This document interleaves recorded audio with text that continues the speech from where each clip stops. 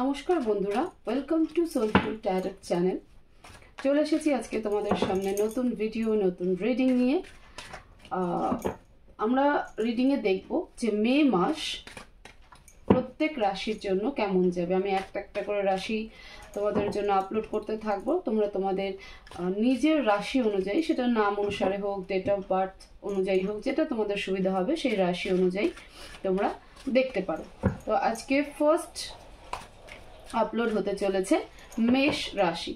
মেষ রাশি মে মাস কেমন যাবে ওভারঅল সবটাই দেখার চেষ্টা করব। ফাইন্যান্স, হেলথ, রিলেশনশিপ, ঠিক আছে, আরও যা যা রয়েছে বা চ্যালেঞ্জেস, অবস্টেকল কি আসতে চলেছে, কিভাবে সলিউশন হবে, এবং অবশ্যই ডিভাইন মেসেজও নিব। তো তোমরা প্রে করো, মন শান্তি করে দেখো, প্রে করো। আশা করবো যে তোমরা এই ভিডিও থেকে প্রচুর পজিটিভ ইনফরমেশন পাবে, তোমাদের অনেক উপকারে লাগবে। তো তার জন্য অবশ্যই চ্যানেলকে সাবস্ক্রাইব করো, ভিডিওকে লাইক করো, শেয়ার করো, কমেন্ট করো। তোমরা প্রে করো, প্লিজ ডিভাইন গাইড করো আমার ভিউয়ার্সদের, যারাই মেষ রাশির মে মাস কেমন যাবে। প্লিজ ডিভাইন গাইড করো। High Priestess, Knight of Swords, Six of Cups, Two of Cups, and Ten of Swords. Okay. Card দেখে নিই একবার।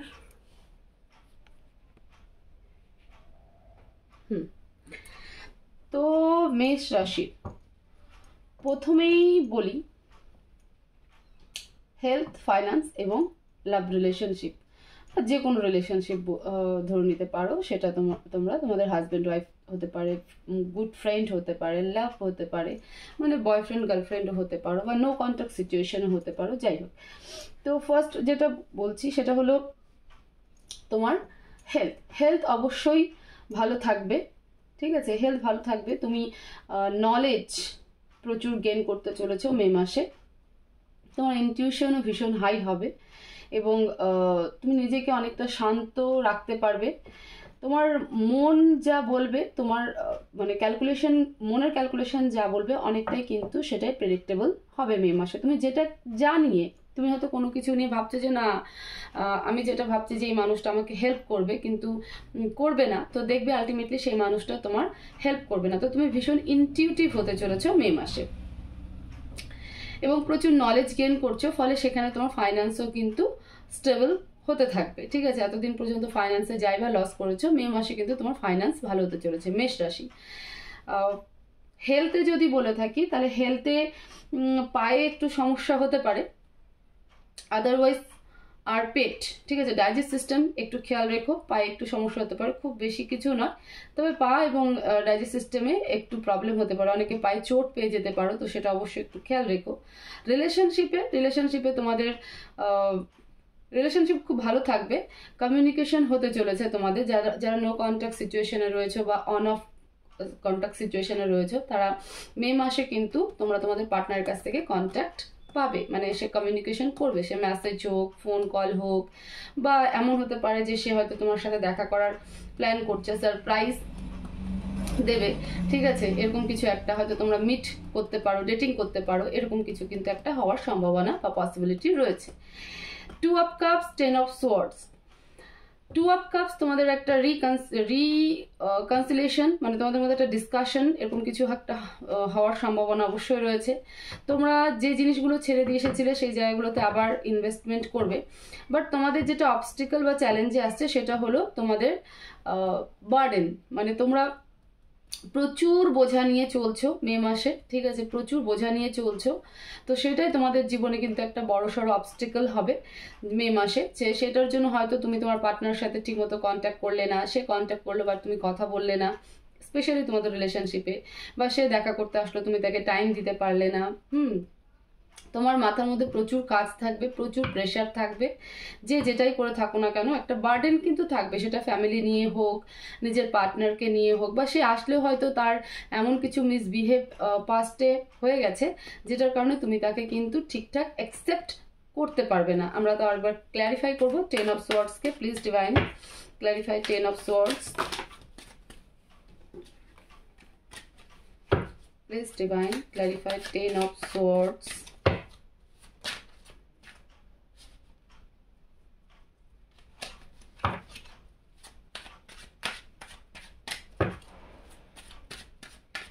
টেন অফ সোয়ার্ডস কার্ড এখানে কেন? আমি বললাম যে তোমার 10 of Swords বললাম না, প্রচুর বার্ডেন, তোমার মনের মধ্যে প্রচুর বার্ডেন থাকবে, যে কারণে হয়তো তুমি তোমার পার্টনারের সাথে ঠিকঠাক কমিউনিকেট করতে পারবে না। ওকে, ঠিকঠাক কমিউনিকেট করতে পারবে না, কারণ তোমার পাস্টে এমন কিছু তোমার রিলেশনশিপে হয়ে গেছে যেখানে তুমি তোমার মানে তোমার পার্টনারের প্রতি তোমার একটা নেগেটিভ মাইন্ডসেট বা একটা মিথ বসে গেছে যে যখনই আসবে সে তোমার সাথে চিট করবে, কারণ তুমি এর আগেও ইমোশনালি ডিস্ট্রয় হয়েছে তোমার পার্টনারের জন্য। তো এইবার কিন্তু সেই কারণে তুমি তোমার পার্টনারকে অ্যাকসেপ্ট করতে চাইছো না, বাট তোমাদের মধ্যে কিন্তু কমিউনিকেশন আসতে চলেছে, তোমার পার্টনার কিন্তু তোমার সাথে কমিউনিকেট করবে। ঠিক আছে, তো হেলথ আমি বললাম যে হেলথে খুব বেশি একটা মানে প্রবলেম বলতে যে মেজর কিছু বলবো তেমন কিছু নয়, কিন্তু ডাইজেস্ট সিস্টেম এবং পায়ে একটা চোট পাওয়ার কিন্তু পসিবিলিটি রয়েছে, এবং ডাইজেস্ট সিস্টেমে কিন্তু প্রবলেম হবে, তো সেই দিকটা খেয়াল রেখো।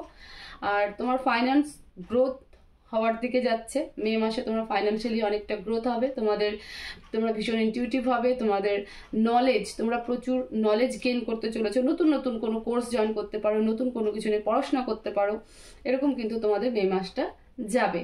রিলেশনশিপে তোমাদের কমিউনিকেশন তো হবে, কিন্তু পিছনে বা বিগত বা অতীতে তোমার পার্টনার তোমার সাথে এমন কিছু করেছে যে কারণে তুমি কিন্তু সেই জায়গাটা থেকে বেরিয়ে আসতে পারছো না, ফলে তোমার পার্টনারকে একটা অ্যাকসেপ্টেন্স দেওয়ার যে ব্যাপার সেটা কিন্তু তুমি দিতে পারছো না।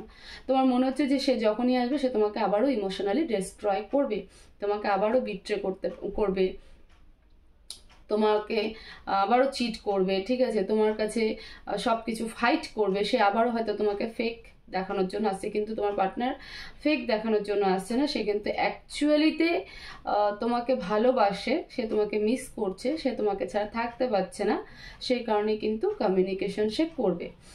গাইডেন্স কি আমরা দেখব, প্লিজ ডিভাইন আমার ভিউয়ার্সদের জন্য বা মেষ রাশির জন্য কি গাইডেন্স আছে, কি মেসেজ দিতে চাও প্লিজ অ্যাঞ্জেল, মেষ রাশির জন্য কি মেসেজ আছে। পেজ অফ কয়েন্স, দেখো নিজেকে চিয়ার আপ রাখো, ঠিক আছে, আনন্দ ফুর্তি এই সব কিছু রাখো, মনের মধ্যে থেকে নেগেটিভিটিকে সরিয়ে দাও, যে তুমি যাই ভাবছো না কেন সেই নেগেটিভিটি যা রয়েছে সেই নেগেটিভ থটসগুলোকে সরিয়ে দাও, কোনো নেগেটিভিটি মনের মধ্যে রেখো না। একটা থাকে না বাচপন, মানে একটা বলে না দিল তো বাচ্চা হেজি, এরকম একটা অ্যাটিটিউড সবসময় রাখো। নিজের ফাইন্যান্সে ফোকাস করো, যা করলে পরে যেমনটা তোমার ফাইন্যান্স স্টেবল হচ্ছে সেখানেই ফোকাস রাখো, নিজের মধ্যে খুশি থাকো, নিজেকে আরও কিভাবে গ্রোথের দিকে নেওয়া যায় সেই দিকটাতে খেয়াল রাখো। নিজের মধ্যে সবসময় পজিটিভ ভাইব্রেশনে রাখো, নিজের মধ্যে একটা আনন্দ ফুর্তি এনজয়মেন্ট এই এনভায়রনমেন্টে থাকো, কখনো নিজের মনের মধ্যে নেগেটিভিটি আনতে দিও না, কোনো নেগেটিভ থটসকে আসতে দিও না, জানি আসবে, কিন্তু ডিভাইন বলছে নেগেটিভিটি থেকে বেরিয়ে গিয়ে, এই যে তুমি ভাবছো যে তোমার পার্টনার আসছে আবারও তোমাকে চিট করবে, বিট্রে করবে, তো এরকম নেগেটিভিটি থেকে সরে যাও, সারেন্ডার করো, ঈশ্বরের কাছে সারেন্ডার করো, তাকে লেট গো করো, যা হওয়ার হয়ে গেছে। সে যদি আসে তবু সে ভাববে, মানে তুমি ভাববে সেটা ডিভাইন টাইমিং, উপরবেলা চেয়েছে তাই, যদি সে না আসে, সে যদি এরকমই করে সেটাও ভাববে যে সেটা উপরবেলার ইচ্ছে। তো তুমি তার জন্য নিজেকে হারিয়ে ফেলো না, নিজের অস্তিত্ব, নিজের ইনোসেন্ট যেটা নিজের মধ্যে থাকা, নিজেকে ভালোবাসা, নিজেকে খুশিতে রাখা, নিজের কেরিয়ারে ফোকাস করা, নিজের ফাইন্যান্সে ফোকাস করা, নিজের আইডেন্টিটিতে ফোকাস করা, সেটাতে তুমি থাকো, নেগেটিভিটি থেকে দূরে থাকো। তো এই ছিল মেষ রাশির মে মাসের রিডিং। আশা করবো যে তোমরা রিডিং থেকে অনেকটা ইনফরমেশন পাবে, তোমাদের অনেক হেল্প হবে। তো চ্যানেলকে সাবস্ক্রাইব করো, লাইক করো, ভিডিও লাইক করো, শেয়ার করো। Thank you so much.